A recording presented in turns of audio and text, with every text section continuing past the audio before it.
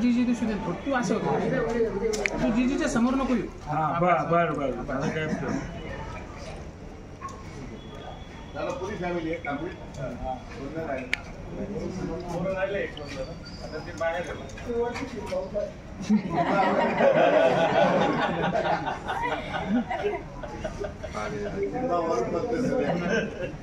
जास्त खाली येत नाही. थँक्यू दादा.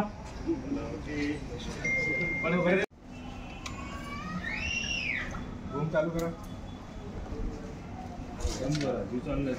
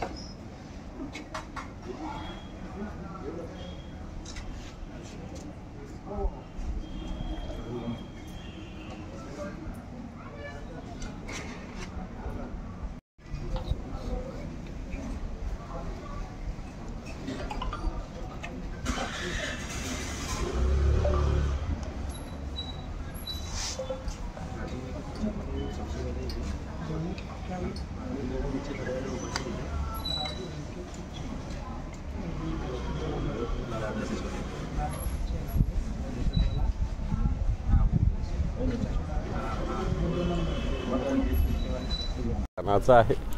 निश्चित कोणी आपल्या स्वतःच्या विजयाची प्रार्थना करत असतं, पण तुम्ही विजय प्राप्त करण्यापेक्षा या देशातला जो अधर्मवाद, या देशातली जी हुकुमशाही, या देशातला जो सर्वसामान्यावर होणारा अन्याय, या देशात दुःखात पिचलेला शेतकरी, या देशात बेरोजगार असलेला तरुण, या सगळ्यांना येणाऱ्या काळात एक चांगले दिवस, चांगलं परिवर्तन त्यांच्या जीवनात हो, अशा प्रकारची मनोकामना मी व्यक्त करणार. राज ठाकरेंची आज सभा आहे. राज ठाकरेंच्या सभेकडे सगळ्यांचं लक्ष असतं. काय गोष्ट काही करतील राजसाहेब? ठीक आहे, आमचा वैचारिक विरोध आहे नक्की, त्याच्याविषयी काही प्रश्न असायचं काही कारण नाही, पण तो राजसाहेब काही मला असं वाटत नाही की या महाराष्ट्र, कारण हे जे सगळे लोक आहेत आज देशातलं जे भारतीय जनता पार्टी सरकार आहे, हे काय महाराष्ट्राच्या हिताचं काम करतच नाही. महाराष्ट्रातले अनेक उद्योग गुजरातला गेले, महाराष्ट्रातला अनेक व्यापार गुजरातला हलवला, या महाराष्ट्रामध्ये अनागोंदी माजवायला सुद्धा दिल्लीतलं सरकार कारणीभूत आहे. कारण महाराष्ट्र तसं ठीक आहे, सरकार याचं येतं त्याचं येतं, याचं जातं त्याचं येतं, हे महाराष्ट्रात काय सगळ्या देशात घडत असतं. परंतु ज्या पद्धतीनं मनामनात द्वेष आज निर्माण झाला, याला कारण देशातली ही जी राजनीती विशेषतः भारतीय जनता पार्टीने केली, त्यामुळे महाराष्ट्राच्या मनात असं कधीच नव्हतं. आता आम्ही कित्येक दिवस काँग्रेसच्या विरोधात काम करणारे कार्यकर्ते, सातत्यानं लहानपणापासून आम्ही सातत्यानं लढा, पण ठीक आहे, काँग्रेसने राजकीय जेवढा विरोध करायचा तेवढा केला, केसेस झाल्या, जेलमध्ये टाकलं, बाहेर आलो, पण तो मनात द्वेष हा कधी राहिला नाही. वाटतं तो द्वेष आत्ताच्या घडीला प्रत्येक माणसाच्या मनात निर्माण झाला. हा द्वेष संपणं महत्त्वाचं आहे, त्यामुळे राजसाहेब एक संवेदनशील व्यक्तिमत्व आहे, हे मान्य केलंच पाहिजे. त्यामुळे ते अशा मनामनात द्वेष निर्माण करणाऱ्या, या महाराष्ट्राच्या भूमीमध्ये भेद करणाऱ्या, या महाराष्ट्रावर अन्याय करणाऱ्यावर कधी जाऊ शकणार नाही असं मला वाटतं. पण अशी एक पासून शाखेपासून वार्डापासून सुरुवात करत असतो, मग तालुक्यात जात असतो, मग जिल्ह्यात जात असतो, मग त्याने देशात राज्यात जायचा विचार करावा लागतो. मग तर येथे पाहिजे जातीचे येडेगावाचे काम नव्हे, त्यामुळे जातीचे लोक तिथे नाही आहे. बरं, संभाजीनगरचा हा विषय आहे, पण राज्यातल्या सांगलीसह आणि वेगवेगळ्या ठिकाणच्या जागा आणखी जाहीर केलेला नाही. नाशिकचा विषय तर तिथला तिढा कायम राहिलेला आहे. आता पाडवा आलेला आहे आणि नाशिकचा कोणाचा नाही, नाशिकचा आपण नेत्यांचा पण आपल्याकडचा असं कसं आहे, सांगलीचं असेल आता 9:55 झाले. 11 वाजता शिवालयामध्ये पत्रकार परिषद आहे. सगळ्या गोष्टी क्लिअर झालेल्या आहेत. आता मी बोलणं योग्य होणार नाही. 11 वाजता पत्रकार परिषद मान्य उद्धवजी ठाकरे साहेब, मान्य शरद पवार साहेब, मान्य बाळासाहेब थोरात यांची पत्रकार परिषद शिवसेनेच्या राज्य संपर्कालय शिवालयात आहे. तिथे या सगळ्या गोष्टी क्लिअर होईल. तुम्ही फक्त 1 घंटा 10 मिनटं थांबा. म्हणजे सगळे उमेदवार आता डिक्लेअर होतील. आता सगळ्या जागा आता क्लिअर होतील, झालेल्या आहेच. तुम्हाला थोडी सांगणार आम्ही. आता आम्ही पत्रकार परिषद जाहीर होणार, त्यामुळे सगळ्याच्या सगळ्या 48 जागाचं क्लॅरिटी 11 वाजता होणार आणि त्या झालेल्या आहे. कुठेही आमच्या मनात शंका नाही. प्रकाश आंबेडकरांनी तो त्यांच्या फॉर्म्युला धुडकावून लावलेला आहे महाविकास आघाडीचा. आणखी त्यांना आशा वाटते की प्रकाश आंबेडकर त्यांच्यासोबत असतील किंवा ते म्हणतील तसं ते पावलं उचलतील. हे प्रकाश आंबेडकर एक आदरणीय व्यक्तिमत्व आहे. या महाराष्ट्रातलं एक चळवळीतलं नेतृत्व आहे. आणि चळवळीतलं नेतृत्व असताना मला असं वाटतं भारतीय जनता पार्टीविषयी विरोधात त्यांनी सातत्यानं भूमिका मांडली. मी भारतीय जनता पार्टीच्या विरोधात राहावं असा मुद्दा नाही. जी भारतीय जनता पार्टीचं ध्येय धोरणं आहे, जे आज कायदा गुंडाळण्याचं, घटनाच गुंडाळण्याचं, देशात हुकुमशाही निर्माण करण्याचा प्रयत्न चालू आहे, त्यात प्रकाश आंबेडकर सारखे संवेदनशील नेतेसुद्धा मला असं वाटतं या विरोधात जी आघाडी त्याच्यात असणं आवश्यक आहे. हा काही कोणाचा व्यक्तिगत विषय नाही, सत्ता येणं न येणं याचा विषय नाही. हा लढा आहे, ही लढाई आहे. आणि याच्यामध्ये आपल्याला ती चिमणीची लढाई माहिती आहे ना. एका जंगलात आग लागली होती, चिमणीनं फक्त चोचीनं पाणी टाकलं. मला एक चोचीनं टाकलेलं पाणी, त्यामुळे कोण कोणत्या लढाईत राहतं, या लढाईत राहतं का या लढाईत राहतं हे महत्त्वाचं आहे. मला वाटतं या लढाईत प्रकाश आंबेडकरांनी सुद्धा सहभागी व्हावं ही अपेक्षा महाविकास आघाडीच्या सगळ्या पक्षांची आहे. म्हणून आम्ही शेवटपर्यंत मला असं वाटतं त्यांच्यासाठी प्रयत्न करतो. त्यांच्यासाठी सगळे कवाडं आम्ही उघडे ठेवू. पण सुरुवातीला म्हणून नाही, मी जो विचार करतो आज त्यांच्याकडे सक्षम उमेदवार नाही आहे. उमेदवार उभा कोण करायचा हा त्यांच्यासमोर प्रश्न आहे. मग भारतीय जनता पार्टीला सोडायचं की स्वतः लढायचं हा पण प्रश्न आहे. स्वतः लढायचं तर निवडून येऊ शकत नाही, दुसऱ्याला द्यायचं तर ती एक राजकीय अडचण आहे. आम्हाला एक सक्षम पर्याय आम्हाला देऊच शकत नाही, अशा प्रकारची स्थिती आहे. मी कोणत्या व्यक्तीविषयी बोलणार नाही, कोण सक्षम आहे कोण असक्षम आहे अशाविषयी बोलणार नाही. परंतु आज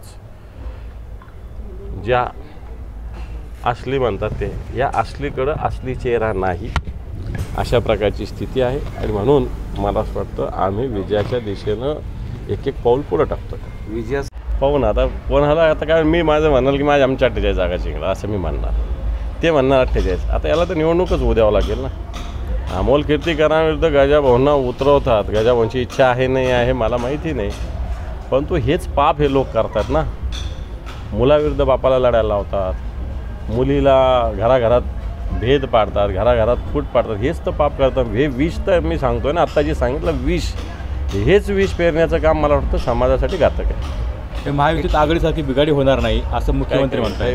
काय मुख्यमंत्री म्हणताय काय महायुतीत आघाडीसारखी बिघाडी होणार नाही. तुमचं उमेदवार तुम्हाला जाहीर करता येत नाही अजून, तर तुम्ही काय म्हणा. तुमची सगळी बिघाडी झाली. तुमचे 4 उमेदवार आत्तापर्यंत तुम्ही बदललेले, त्यामुळे बिघाडीच आहे. अर्ध्या मिनिटात एक बाईट पाहिजे. परिवर्तनाची जी लढाई चालू आहे त्या लढाईमध्ये माझा सुद्धा खारीचा वाटा असावा हा संकल्प मी केला. ओके आहे ना, सौदेबाजी नाही. एक जागा हे घ्या, एक जागा ते घ्या. मी सांगितलं ना, मी राजसाहेबांविषयी निश्चित सांगेल की ते सौदेबाजीला बोलणार नाहीत. काल पंतप्रधान नरेंद्र मोदी महाराष्ट्रात होते आणि ते असं म्हणाले की शिंदे सेना असली आणि उद्धव सेना नकली. नकली शिवसेना काँग्रेस सोबत आहे. येणाऱ्या काळात जर एवढी नकली शिवसेना असेल तर ती फोडायची का गरज पडली. नकली होती, राहू द्यायचं आम्हाला नकली. असली शिवसेनेला मग नकली शिवसेनेला त्यावेळेस तुम्ही 22 जागा देत होत्या, मग असली शिवसेनेला तुम्ही 12-13 जागा का देता. नकली शिवसेनेकडं तोंड डोळे वाटायची तुमची हिंमत नव्हती. आज तुम्ही त्या असली शिवसेनेचे उमेदवार का ठरवता. असली शिवसेनेने उमेदवार ठरलेले ते बदलायला का भाग पाडता, हा माझा प्रश्न आहे. याचं उत्तर त्यांनी दिलं पाहिजे.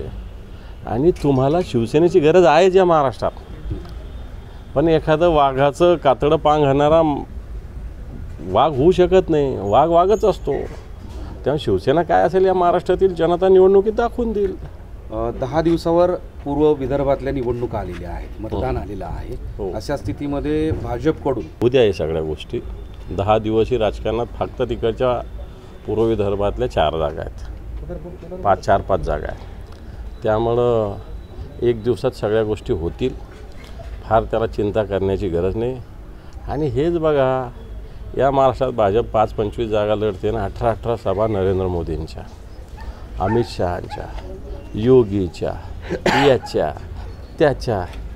आता मला सांगा, नितीन गडकरींसारख्या नेत्यांवर 4-4 सभा घ्यायची वेळ काय यावी? कारण जनमतच भाजपाच्या विरोधात आहे आज. ठीक आहे, नितीन गडकरी चांगले व्यक्ती असतील, पण जनमत भारतीय जनता पार्टीच्या बाजूने नाही आहे कुठंच आज. आणि म्हणून अशा पद्धतीनं मला असं वाटतं, आज भारतीय जनता पार्टीला अशा पद्धतीनं स्वतः पंतप्रधानाला आहे का, देवेंद्र फडणवीस सभेला कुठं व्हॅल्यू आहे? काय ते बावनकुळे यांच्या सभेला कुठं व्हॅल्यू आहे? सभा नरेंद्र मोदी, अमित शहा यांच्या सभा त्यांना व्हॅल्यू आहे. आणि म्हणून मला असं वाटतं, या राज्यातलं नेतृत्व कुचकामी भारतीय जनता पार्टीचं, या राज्याच्या नेतृत्वावर एखाद्या वेळेस विश्वास नसेल. आणि म्हणून केंद्रातल्या नेत्यांना भारतीय जनता पार्टीच्या राज्यात प्रचाराला उतरावं लागतं.